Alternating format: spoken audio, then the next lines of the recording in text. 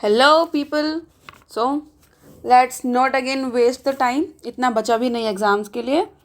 Late me tell you, मैंने मेरे exam time में जो नोट्स थे वो कैसे बनाए थे। ठीक है, मैं फर्स्ट सेमेस्टर से सेम रेगुलर तरीका अपनाती आ रही हूँ। ठीक है, आई यूज़ अ सिंपल पैटर्न। ठीक है, मेरे हर एग्ज़ाम में हर केस के नोट्स के लिए I use the same pattern, right.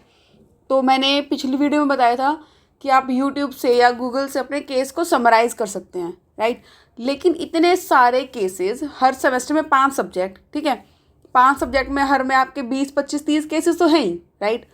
तो उनको याद कैसे रखें, पूरे केस को लिख नहीं सकते, तो किस तरीके से उसको लिखा जाए कि आपको याद रहे। ठीक है, मैं मेरे कुछ नोट्स के आपको वो भी दिखा दूंगी कि मैंने कैसे लिख रखे हैं।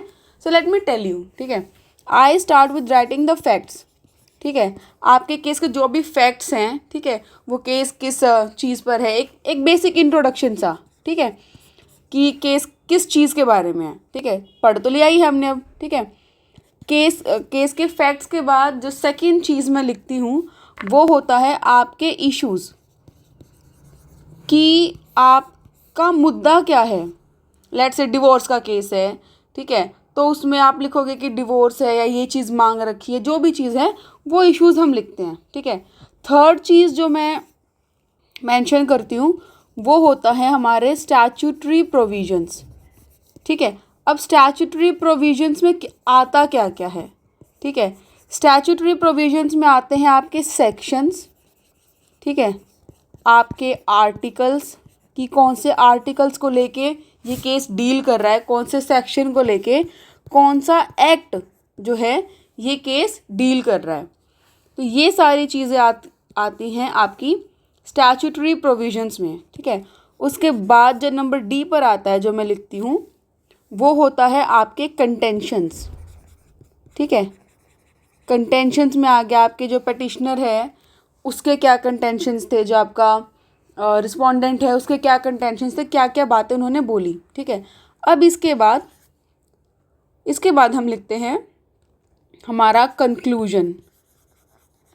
Conclusion slash observation slash decision. ठीक है, अब ये अलग अलग केसेस में आप अलग अलग तरीके से लिख सकते हो। तीनों का मतलब सेम ही है कि जो आपका कोर्ट है, कोर्ट्स की फाइंडिंग क्या थी इस केस में। ठीक है, कि जो आपका कोर्ट था उसने इस केस में क्या स्टेटमेंट बोली, क्या चीज़ बताई, क्या कंक्लूड किया, क्या जजमेंट दिया। ठीक है, क्या ऑर्डर दिया, क्या डिक्री आई, वो सारा आपका कंक्लूजन ऑब्जर्वेशन डिसीजन किसी भी तरीके से आप लिख सकते हो। So this is how actually I prepare my answers. ठीक है, फैक्ट्स हो गए, इश्यूज समझ लिए, ठीक है, स्टैट्यूटरी प्रोविजन समझ लिया कि उस केस में किस सेक्शन के बारे में बात करी गई है, ठीक है, क्या आर्टिकल उसमें लगेगा, कौन सा एक्ट उसमें यूज़ हुआ है, ये तीनों चीज़ें। ठीक है, और इसके अलावा कंटेंशंस हो गए कि पटिशनर ने क्या बोला, रिस्पोंडेंट ने क्या बोला। ठीक है, दोबारा दोबारा अगर उनका अपील हुई है तो उन्होंने क्या स्टेटमेंट्स दी, क्या जो भी चीज़ें थी वो आपकी कंटेंशंस में आती हैं। ठीक है, और उसके बाद आपका आ गया डिसीजन। ठीक है, that's how I frame the notes. ठीक है, आप इसको स्टोरी की तरह भी फ्रेम कर सकते हैं, बट जब मेरे पास टाइम होता है उस समय पर मैं इसको ऐसे ही फ्रेम करना पसंद करती हूँ। थोड़ा इजी हो जाता है समझना और याद रखना।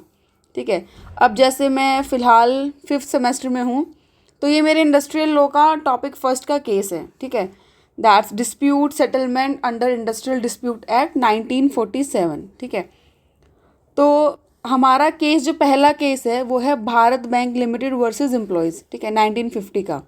ठीक है, तो मैंने कैसे लिख रखा है आप देखोगे, it's the facts of the cases. ठीक है, आपका फैक्ट हो गया, फैक्ट्स बहुत इजी स्टेटमेंट में, बहुत इजी तरीके से, जैसे मुझे खुद मैं अपने आप से बात कर रही हूँ। ठीक है, इस तरीके से, जैसे मैं अपने आप को ही समझा रही हूँ। ठीक है, तो इस तरीके से पूरे जो है केस के फैक्ट्स हो गए। ठीक है, इसके बाद देन अब देखो मुझे यहाँ पे एक्सप्लेन करना था, the tribunal decided the matter in the favour of employees. ठीक है, लेकिन उसके बाद क्या हुआ, so I put the arrows, I use coloured pens. ठीक है, ठीक है, अब यहाँ पे जैसे ऑब्जेक्शन था एक, ठीक है, तो वो ऑब्जेक्शन के साथ एरो लगा के कि ऑब्जेक्शन क्या था, that's how I make the notes. थोड़ा एस्थेटिक भी हो जाता है, ठीक है। तो उसके बाद हमारा हो गया फैक्ट्स के बाद आ गया हमारा इश्यूज़ क्या थे, ठीक है। आपका जो केस है उसमें इश्यूज़ कौन कौन से थे, ठीक है। तो दैट्स फर्स्ट इशू जो फ्रेम हुआ था, एंड देन सेकंड इशू, ठीक है। उसके बाद ये हैं हमारे स्टैट्यूटरी प्रोविजंस, ठीक है। ये हो गए स्टैट्यूटरी प्रोविजंस की क्या सेक्शन हम इसमें यूज़ कर रहे हैं, ठीक है। तो इसमें आर्टिकल 136 यूज़ हुआ था, स्पेशल लीव पटिशन, ठीक है। ये हो गया। तो मैंने समझने के लिए कि वो क्या था, तो मैंने वो पूरी जो है प्रोविज़न लिखा हुआ है ताकि मुझे याद रहे जब मैं इसको पढूं। आपकी मर्ज़ी, अगर आपको याद रह जाता है वेल एंड गुड, नहीं रहता तो आप लिख सकते हो, ठीक है। There is no harm in writing, ठीक है। एंड उसके बाद ऑब्जर्वेशन एंड डिसीजन कि इसके जो है ऑब्जर्वेशंस क्या थे, कोर्ट की फाइंडिंग क्या थी, that's how I make the answer, ठीक है। उसके बाद ये कुछ पॉइंट्स थे जो इस केस में नोट करे जाने थे अलग से, तो वो मैंने नीचे लिख रखे हैं। And that's the conclusion. उसके बाद ये दोनों अलग अलग भी लिख सकते हैं। कंक्लूजन मैंने एक फाइनल तरीके से लिखा हुआ है कि एट द एंड पूरे केस का जो है डिसीजन, जो एक कंक्लूजन था, जो कंक्लूड किया था, वो क्या था, इस तरीके से, ठीक है। एक और दिखाने के लिए, ये IPR 2 का केस है, ठीक है। डोनॉग वर्सेस LA न्यूज़पेपर लिमिटेड, ठीक है। यहाँ पर जो आप देखेंगे, ये जो एक छोटा सा जो रेड कलर में लिखा हुआ है मैंने, दिस वॉज द इंट्रोडक्शन, ठीक है। कि ये जो केस है, ये केस किस बेसिस पर है, that ideas can not be copyrighted but it's expressions can be, ठीक है। तो ये सारा था। Again same pattern, facts of the cases, जैसा मैंने कहा था कि ज़रूरी नहीं है कि आप फैक्ट्स को प्रॉपर वो फॉर्मल लैंग्वेज में लिखें, ठीक है। मैंने इस तरीके से लिख रखा है ताकि मुझे समझ आ जाए, ठीक है, कि क्या था और क्या नहीं। देन उसके क्लेम्स थे, ठीक है। उसके बाद आपके आगे इश्यूज़ ऑफ द केस, कि आपके केस में इशू क्या था, ठीक है। Then we have the statutory provisions, ठीक है, कि कौन कौन से सेक्शंस एंड कौन कौन से एक्ट्स हमारे यूज़ हुए हैं, which is section 13 of the copyright act, ठीक है। उसमें क्या बता रखा है, हल्का फुल्का ये मैंने लिख रखा है यहाँ पे ताकि मुझे याद रहे पढ़ते हुए, ठीक है। And then there are the observation of the court, कि कोर्ट ने क्या ऑब्जर्व किया था, ठीक है। ये सारा हो गया। एंड उसके बाद एक फाइनल कंक्लूजन, ठीक है, कि पूरे जो केस था उस केस का फाइनल कंक्लूजन क्या था। इस केस में जो केस था वो मेंटेनेबल नहीं था, तो ये चीज़ जो है वो इस केस का कंक्लूजन थी, ठीक है। ऑब्जर्वेशंस में बेसिकली आपका आता है कि कोर्ट ने क्या क्या चीज़ें ऑब्जर्व करी, ठीक है।